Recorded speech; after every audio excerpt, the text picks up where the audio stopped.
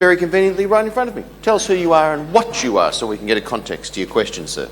Hi, I'm Jack. I'm currently studying public health at ACU and doing a bit of placement work at the MFB. I found it very interesting, the discussion around men and men's role when it comes to this sort of diversity issue. And I know, Bob, you were talking about at the start, sort of generalisations of men's behaviour.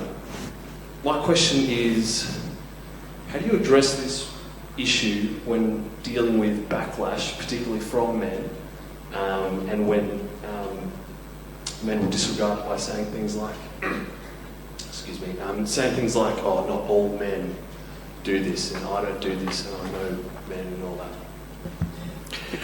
that. Yeah, I mean, if I was more social media savvy, I'd actually start up a hashtag which said, yes, all men.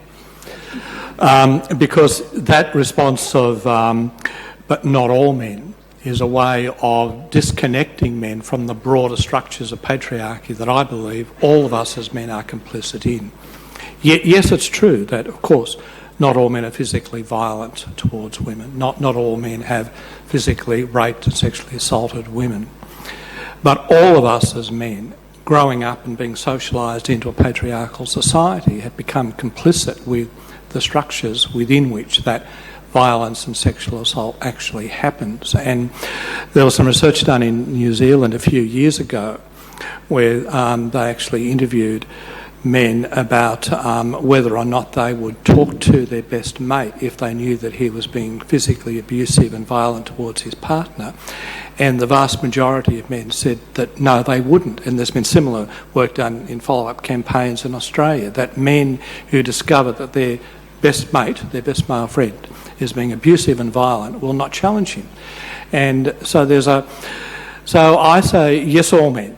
All of us. None of us are innocent. None of us escape that. And in saying that, I know that some men are going to be defensive, angry, and I just take that on board. I mean, I just then think we need to then deal with it and address that. I think too often with men, we shy away from naming explicitly what it is we need to challenge. And so there is this view that to engage men, you really need to be very, very careful to not sort of say anything that will lead men to be defensive. And so you don't actually use language that addresses the issue. And still, even if you don't do that, men will get defensive.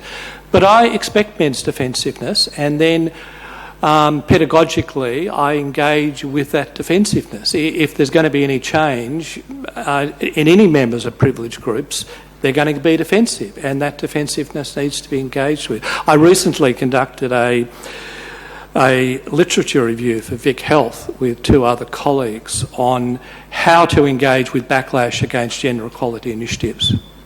To start to look at what strategies organisations might use to actually engage with that sort of backlash. But I think you have to name the issues as you see them and to get to the heart of the problem and then expect the backlash and then deal with it. Question from right here, madam. Hi, my name's Jen Jacobson. I just was curious, Andrew, about whether you have any contact with other brigades and CFA units and whether they're doing the same kinds of spreading opportunities for operation in the fireground around that your unit is. And I had a follow-up question for Deborah, which is, I noticed that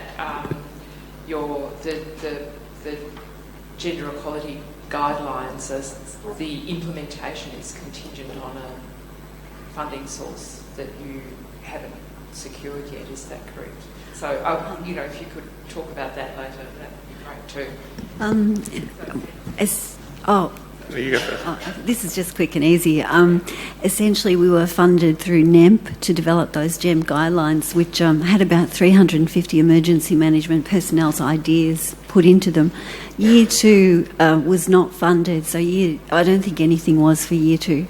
And that was about the dissemination, and essentially the need to disseminate them led to this conference. So yeah, in relation to your first question, there is a program that's initiated through Loddon Mallee Valley. Maston Ranges Shire Council has promoted a program called Rural Challenge. It's about taking a conversation into brigades and into sports clubs around male behaviour, raising awareness for diversity, inclusiveness. I can give you some contact details. It's already run one cycle. It's just about to run another cycle during the winter season.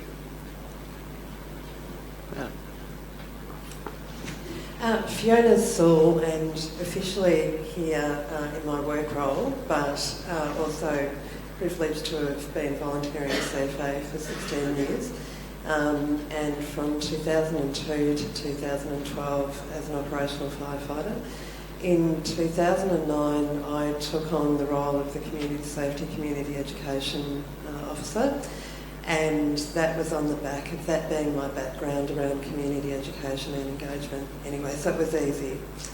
What is very clear in that role is that some of the influences around gender roles in preparing and responding to disasters are very influenced at a community and a society level, and that despite having 10 years of fireground experience, community members, adult community members, are quite programmed to looking to an older male firefighter for credibility and authenticity in the learning that they're there to gather. In my role in those situations, I wasn't there to change society's views around gender.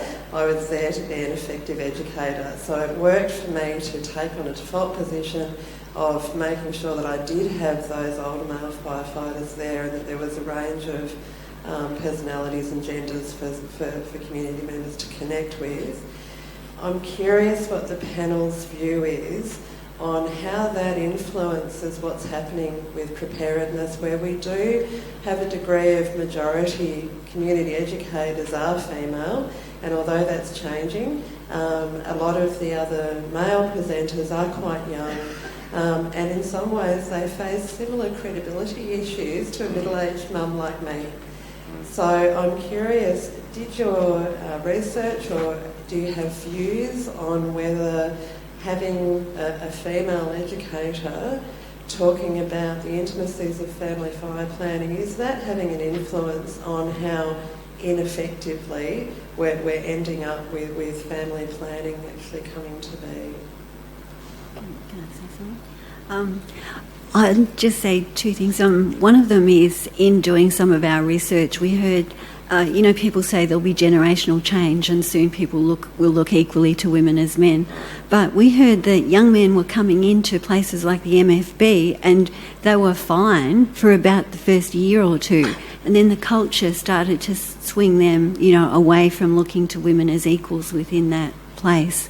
I think that I understand what you're doing, being pragmatic, because we try and be really pragmatic, but essentially it is continuing that cycle of if you're looking for authority, look for a man in a uniform somewhere and you've got it. So, I don't know. and I think that, one of the ways patriarchy works is that men listen to men in ways that we don't listen to women. And it's a tension and dilemma, I know, in the work that I do in a range of other areas that I'll be brought in to talk to men. Usually I only do that work with and alongside women, because one of the tensions is that, by coming forward as someone who engages with men, because men will listen to me as a man and they won't hear the same message from women, and a lot of what I'm saying is I'm very conscious that I'm simply reiterating what women have said before me so many times and so much more eloquently and better than I can say it, but men will still hear it from me in ways they won't hear it from women. So then there's a responsibility to ensure that if you are thrust into that role and you do take that role on, to be very, very conscious of how you use that privilege and what you communicate, and look for opportunities to affirm the voices of the women. Just going to add, in terms of the training that I've done with Rachel in terms of the GAD-Pod, when we've been talking about the impact of family and domestic violence post disasters, I've seen firsthand, I've seen Rachel deliver a message and it kind of impacts on half the room, 3/4 of the room, I'll stand up and say the same thing, not as well, and you get a different response. And we have deliberately always delivered that training with a male and a female facilitating for that reason. There is also quite a lot of evidence to show that the language that traditionally has been used by community education programs and emergency services is written by men for men. So the language is male tinted, and one of the things that we've been working on in New South Wales with the Rural Fire Service is to change that language. So who are we trying to communicate with and for what? So that kind of one message fits all is increasingly recognised as not being effective. And so what in New South Wales now tends to happen is there's one kind of broad message that goes out on news and across the radio, which is very kind of punchy and snappy. But when it comes down to boots on the ground going out talking to communities is much more targeted, and it's realising from some of the research that women are actually much more open to certain messages at certain times, where men are open to other messages at other times, and so being specific about that. So I think it's really important to not see it as a failure if you feel like you're not getting across to everyone. It's about being most effective with certain groups at certain times. Our final question. Hi, I'm Peter O'Donoghue, South Australian Country Fire Service. I've been thinking a lot about the discussion about inclusion and privilege, and thinking about who's in the room and who's on the stage. And I was just thinking, just because I'm an action-orientated person, the plenary this afternoon I see has a lot of senior people, and you see Craig Lapsley all the time in the uniform. Oh my God, it's Craig on telly again. So where's the power, placed? And I'd like to propose that this afternoon's plenary that we take those people off the stage and we put some of the community up there and let the conversation go the other way. What do you think of that?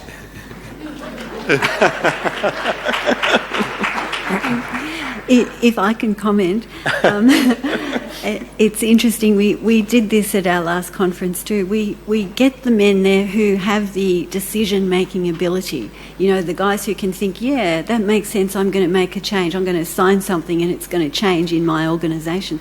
And that's men, and that's what we're trying to change. There's a couple of women on the panel, but they were really hard to get, and one of them's just new into her role too. But I hear what you're saying. We went through that, and then we thought, let's try and get some outcomes from the conference that might continue beyond. And sometimes I think we're too polite at conferences, and we accept too much of the agenda that's handed down to us. And I think if enough people felt the same way you did and gave voice to that, you could transform and change the agenda. But I think sometimes it also, having those white men in power on stage really exposes the problems. And I'm thinking back to 2012 when we had the first conference, and I won't name names, but there was a very senior person on stage who said some very outrageous comments about diversity and inclusivity, and was challenged on the spot and literally almost ran to his car at the end of it. But it was such a powerful moment. Name names.